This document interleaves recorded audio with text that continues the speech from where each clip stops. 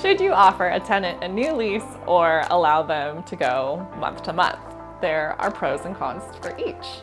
Hi, I'm Kaicie McMurray, owner of High Tide Property Management, and today I'm sharing insights from my 19 plus years of expertise in the property management industry. Having a lease agreement in place can create stability for both the housing provider and the tenant.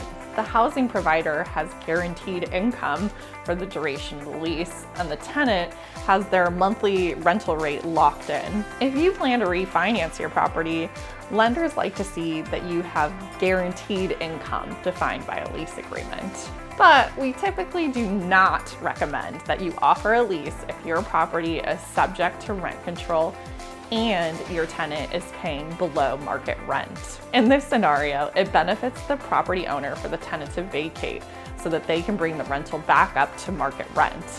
In that case, you don't want the tenant to feel locked in by a lease, and you want them to have the freedom to leave anytime because it benefits you. Month-to-month leases also allow for some flexibility.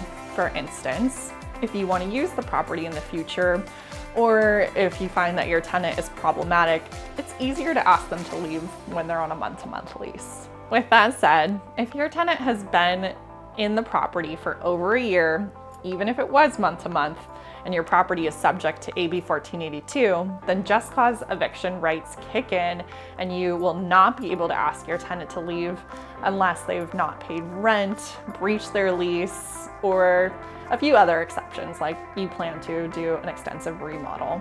There you have it. Those are the reasons why you may want to or may not want to offer a tenant a lease agreement. If you have any questions or just need help navigating the complexities of managing a property, give us a call. Again, this is Kaicie McMurray with High Tide Property Management, where our goal is to help you reach your financial goals.